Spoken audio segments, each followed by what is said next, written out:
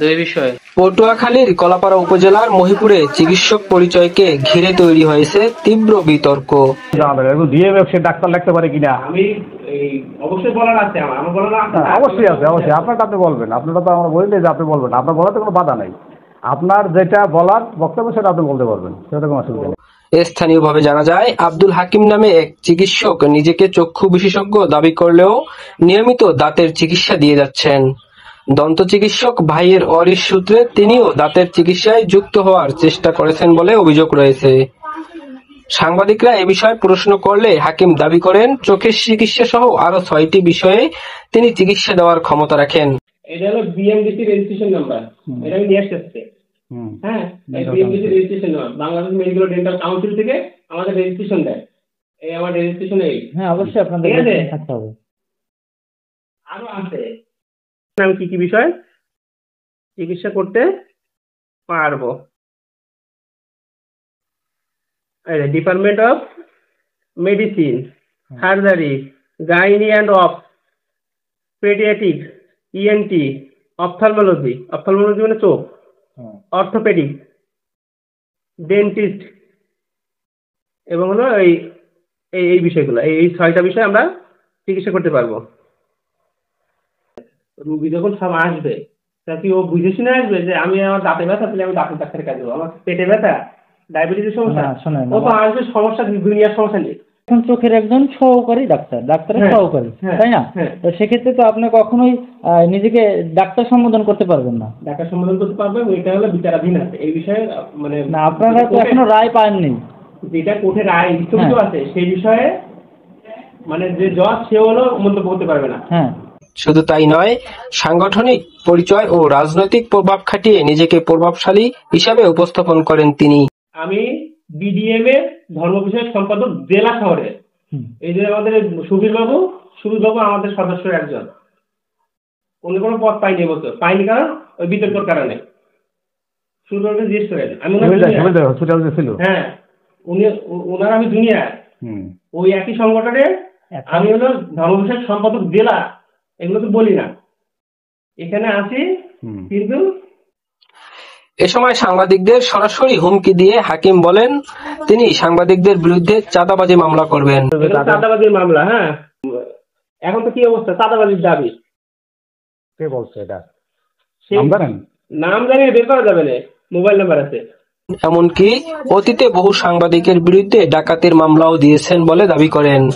ঘটনাস্থলে তিনি ফোনে আরো কয়েকজন সংবাদকর্মীকে হুমকি দেন এবং উপস্থিতদের আতঙ্কিত করার চেষ্টা চালান। আপনি কামবেলা সাংবাদিকের কথা বলছিলেন না, আপনি নিজে পড়তে নিজে ভুলে গেলেন তাড়াতাড়ি। আপনি আমাদের রিং দিয়েছিলেন না, আমি আপনাকে চেক করেননি। আচ্ছা ঠিক আছে, তাহলে যখন মনে পড়বে তখন সংবাদ রিং দিয়ে। আপনি কোথায় আছেন এখন?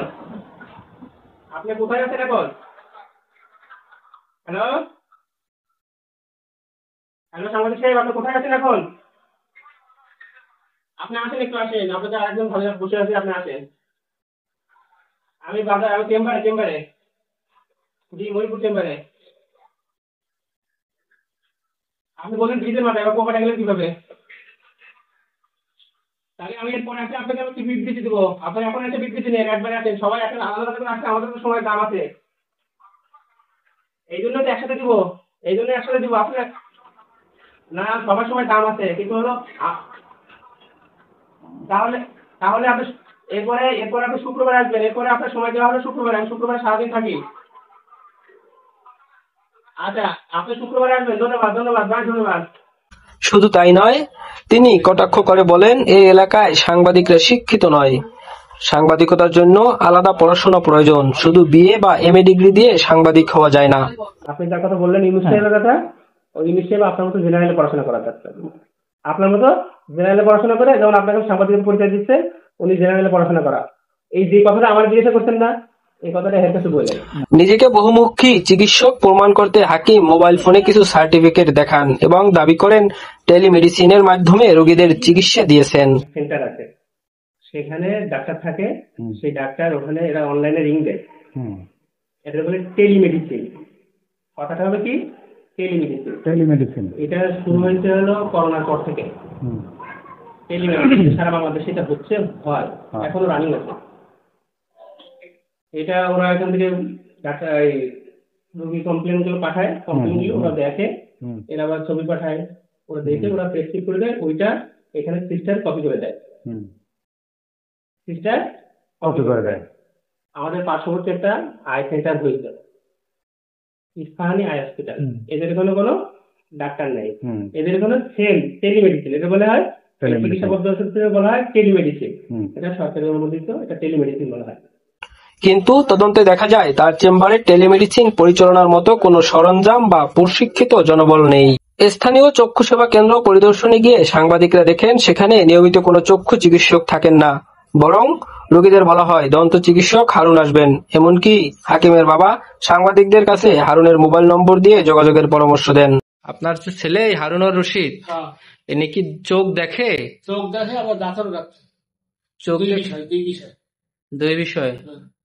আচ্ছা আচ্ছা আচ্ছা আচ্ছা। হাকিমের নাম্বার আছে, কলাফাড়া হাকিম আছে, এখন গাড়িতে উঠছে। আচ্ছা, আমরা শুনলাম আপনার হাকিম সেও নাকি দাঁত দেখে, সত্য ঘটনা? কলাপড়া নাকি সে দাঁতের চিকিৎসা করে? চিকিৎসা করে। হ্যাঁ, চিকিৎসা করে। আর দাঁতের চিকিৎসাও করে এই হাকিম? হাকিম বড় না ছোট? হাকিম ছোট আর হারুন বড়? আচ্ছা আচ্ছা। তাই হাকিম সে ওই যে কলাপড়া দাঁতের চিকিৎসা করে?